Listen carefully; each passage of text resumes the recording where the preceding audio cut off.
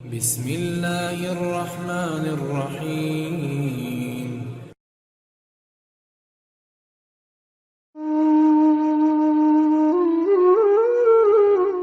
بنی اسرائیل میں ایک بدکار عورت تھی جو بہت بد کردار تھی۔ اللہ نے اس کو حسن و جمال خوب دیا تھا۔ وہ بدکار بھی انتہا درجے کی تھی۔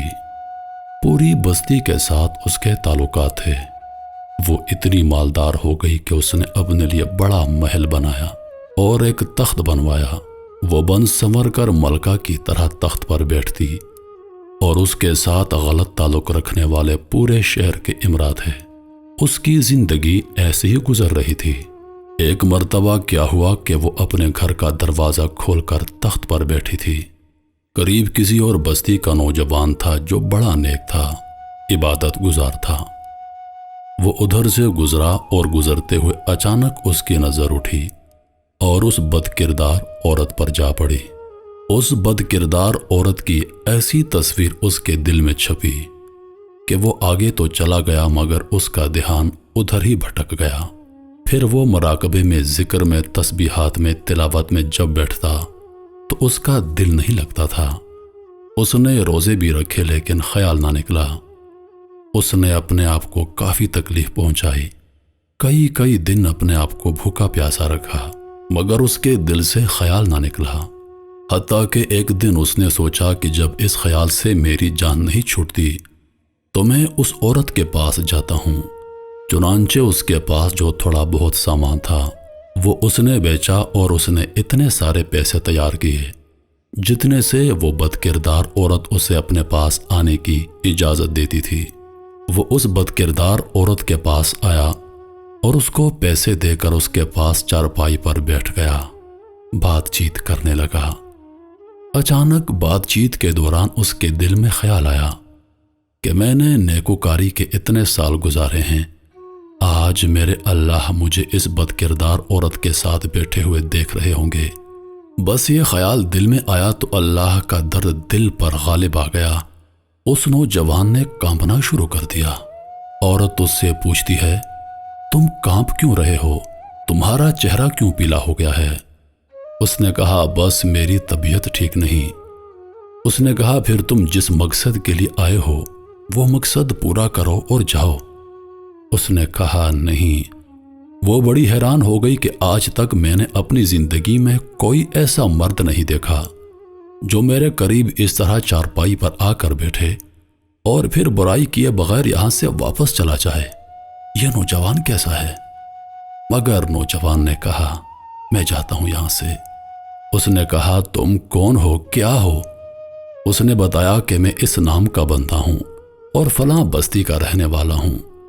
میرے دل میں یہ خیال آ رہا ہے کہ میں نے اتنی عمر مسلح پر بیٹھ کر گزار دی، آج میرا اللہ مجھے تیرے ساتھ بیٹھے ہوئے دیکھ رہا ہے۔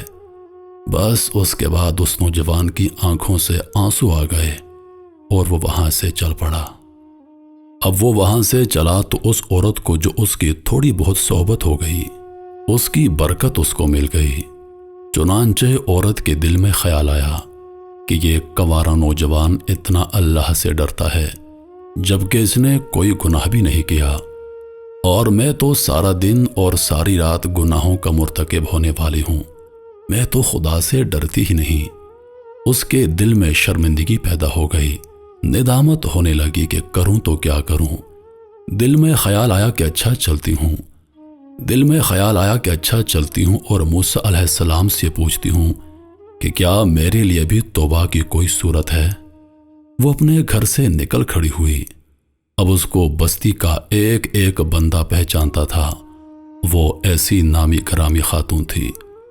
وہ چلی اور جا کر موسیٰ علیہ السلام کو دیکھا تو اس وقت موسیٰ علیہ السلام بنی اسرائیل کو نصیحت فرما رہے تھے۔ اس نے کسی آدمی کے ذریعے پیغام بھیجا کہ موسیٰ علیہ السلام سے جا کر کہو کہ میں آپ سے ملنا چاہتی ہوں۔ اب جس کو پیغام دیا وہ بے وقوف تھا۔ کچھ پیغام پہنچانے والے بھی تو بے وقوف ہوتے ہیں، جس کو ڈھنگ نہیں آتا پیغام پہنچانے کا۔ اس خدا کے بندے نے سیدھا جا کر سب کے سامنے کہہ دیا کہ حضرت آپ سے فلاں عورت ملنے آئی ہے۔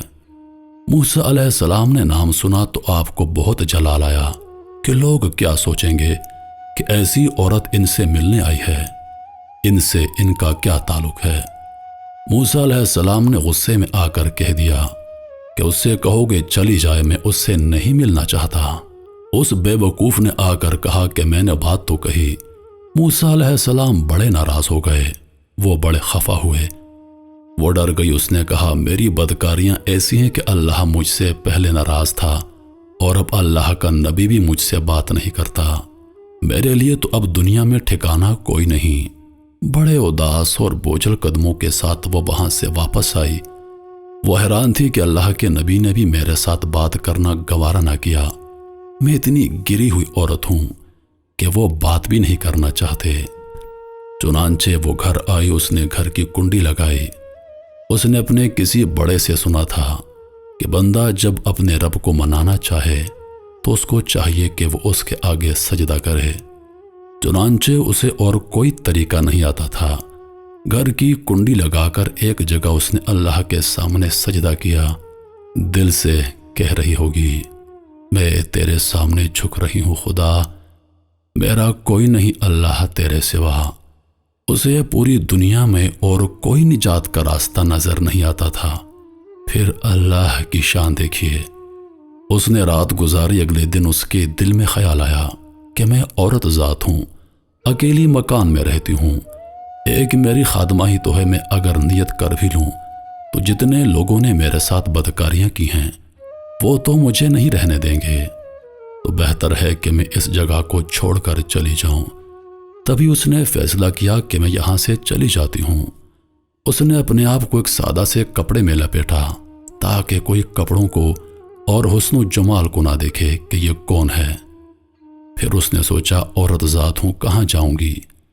دل میں خیال آیا کہ وہ جو نیک نوجوان تھا جس کے دل میں اللہ کا اتنا خوف تھا کہ وہ اللہ کے ڈر سے کانپ رہا تھا، کیوں نہ میں اس نیک بندے کے پاس چلی جاؤں، اس کی خادمہ رہ جاؤں، ممکن ہے کہ وہ مجھے نکاح میں قبول کر لے۔ یہ اس کی بستی کی طرف چل پڑی۔ چنانچہ ڈھونڈتے ڈھونڈتے یہ اس بستی میں اس کے گھر پہنچی اور گھر والوں سے کہا کہ میں فلاں بندے سے ملنے آئی ہوں، تو انہوں نے کہا اس کا ذکر و عبادت کا معمول ہے اور وہ کمرے سے اس وقت نکلتا ہے، تم انتظار کر لو۔ چنانچہ اس نے کہا بہت اچھا، یہ انتظار میں بیٹھ گئی۔ جب انتظار کرنے میں بیٹھی ہوئی تھی تو اچانک اس نوجوان نے دروازہ کھولا اور اس کی نظر اس عورت پر پڑی، یہ سامنے بیٹھی تھی۔ جب نوجوان نے عورت کا چہرہ دیکھا تو اس کو اپنا وہ وقت یاد آ گیا کہ وہ کون سا وقت تھا۔ میں اپنے مسلح کو چھوڑ کر بالآخر اس کی چارپائی پر جا بیٹھا تھا تو اس نوجوان کے دل پر خوف طاری ہو گیا کہ کہیں یہ میرا ایمان خراب کرنے تو نہیں آ گئی۔ میں نے تو اتنی مشکل سے اس کا تصور ذہن سے نکالا تھا۔ تو نوجوان پر اتنا خوف طاری ہو گیا کہ وہ وہیں پر گرا اور اس کی جان نکل گئی۔ اب اس کی وفات پر گھر والے بھی رنجیدہ اور اس عورت کو بڑا غم تھا۔ خیر 3 دن کے بعد اس عورت نے اس کے گھر والوں کو بتایا کہ میں تو اس نیت سے آئی تھی۔ انہوں نے کہا اب تو وہ اس دنیا سے چلا گیا، اس کا ایک بھائی ہے، اگر تم مناسب سمجھو تو ہم اس سے پوچھ لیتے ہیں، اگر وہ تمہارے ساتھ نکاح کر لے تو تم اس کے ساتھ نکاح کر لو۔ اس نے کہا ٹھیک ہے۔ جب بھائی سے پتہ کیا تو اس نے کہا ٹھیک ہے، اگر پہلے یہ ایسی عورت رہی ہے اور اب توبہ کی نیت کر چکی ہے تو میں اس کو اپنے نکاح میں قبول کر لوں گا، کیونکہ اللہ پاک معاف کرنے والی ذات ہے۔ جب اللہ پاک معاف کر دیتا ہے تو انسان کیا چیز۔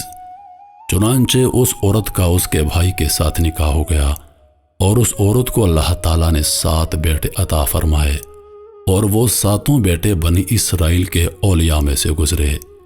ایسی بدکار عورت بھی اگر توبہ کرتی ہے تو اللہ تعالیٰ اس سے 7 ولیوں کی ماں بنا دیتے ہیں۔ وہ مولا کتنا کریم ہے۔ وہ کہتا ہے کہ اے میرے بندے، میرے پاس اتنے گناہ لے کر آ کہ زمین سے خلا تک کی ساری جگہ کو پر کر دے۔ میرے پاس اتنے گناہ لے کر آ جتنا دنیا میں درختوں کے پتے ہیں۔ میرے پاس اتنے گناہ لے کر آ جتنے دنیا میں ریت کے ذرے، میرے پاس اتنے گناہ لے کر آ جتنا دنیا میں پانی کے قطرے، مگر صرف ایک بار سچے دل سے توبہ کر لے، مجھ سے معافی مانگ، میں تمہاری ساری خطاؤں کو معاف کر دوں گا، کیونکہ میں معاف کرنے والا ہوں، میں بخشنے والا ہوں۔